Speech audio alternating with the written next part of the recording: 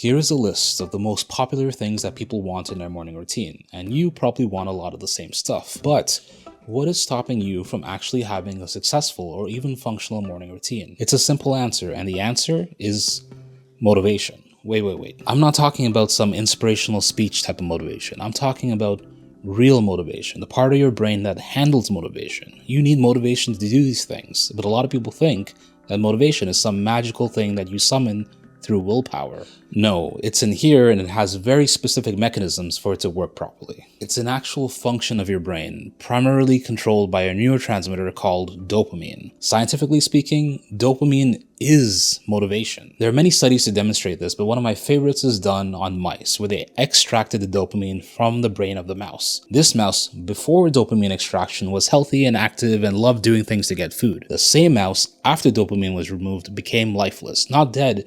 The body functioned fine, but it had no will to do anything. It literally just laid there. Even if you put its favorite food in front of its face, it would not move to eat it. And eventually, the mouse would just die from zero motivation to do anything, including eating or drinking. That's how important dopamine is. Dopamine is motivation. Now, low dopamine or mismanaged dopamine directly affects your ability to be motivated and to get things done. This is why low dopamine and depression are commonly seen together. Here's a quick example of how dopamine works. Keep in mind that the brain and dopamine are very complex, but on a macro level, talking about motivation, this explanation is enough to get the idea. There was another study done on chimps that is a great example of how dopamine works. So these monkeys were shown a light, which prompted them to press a button 10 times. And on the 10th time, delicious food would appear. And they measured the dopamine level in the monkey's brain throughout this process. And so when the monkey saw the light, let's compare it to our own behavior, it's like when we see a DM notification, right?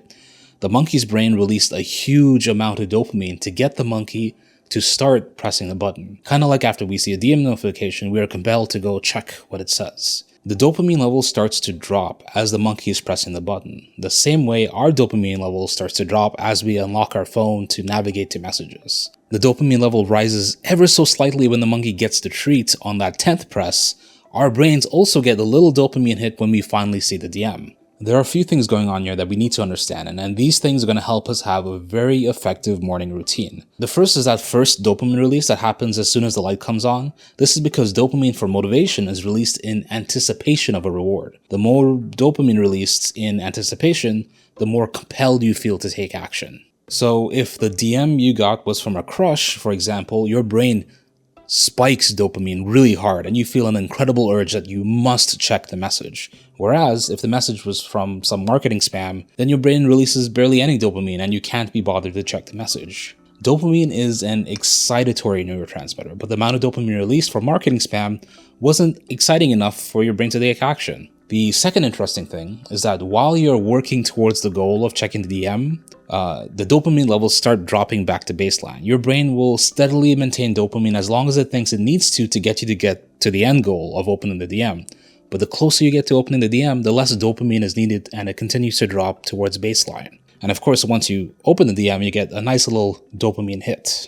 But you'll notice that the dopamine hit isn't anywhere near as intense as the initial dopamine push, which seems weird because we just said that dopamine is released in anticipation of a reward, right? Well, you are being rewarded with some dopamine, sometimes a lot, but you're also receiving rewards in other ways, like serotonin or oxytocin, like feel-good hormones because you got a nice message from your crush. This is all going to help with the morning routine. We're getting there. And it keeps getting interesting because what goes up must come down. And so after the reward, dopamine levels drop below baseline. And this gives you a negative feeling because even though you're happy a second ago when your crush messaged you, now you feel like you need another message from them to get that dopamine spike again.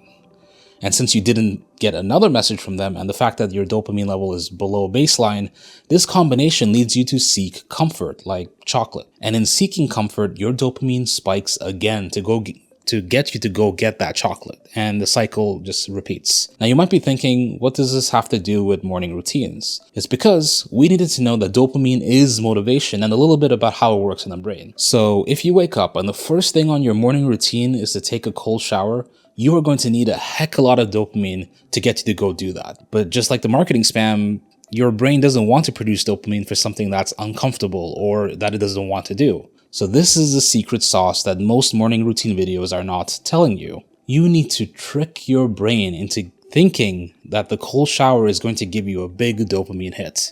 And all you gotta do is combine the cold shower with something that is guaranteed to give you a big dopamine hit. There are two strategies here. The first is to do something like eating chocolate or whatever in the actual shower. This works because the chocolate or whatever you choose is releasing a significant enough dopamine hits that your brain will start to associate the cold shower with getting that dopamine hit.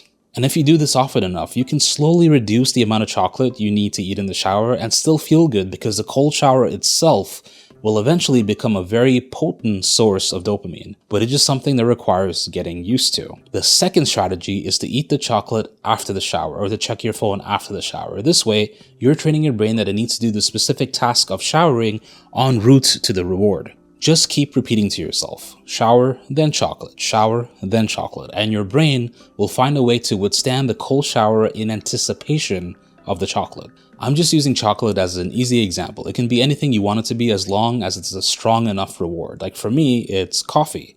I have taught myself to do my morning routine en route to coffee. And you just keep repeating this behavior, and each time you do it, it becomes easier and easier to get up and take a cold shower. Your brain will also use its habit building function and turn this repeated behavior into a habit. And habits require very little motivation to do, which is great for a morning routine. First, trick your motivation system into doing the routine, and then let the habit function take over and let you do the routine on autopilot. And this is how you create a routine using the functions in your brain for motivation and habit building to actually have a successful morning routine.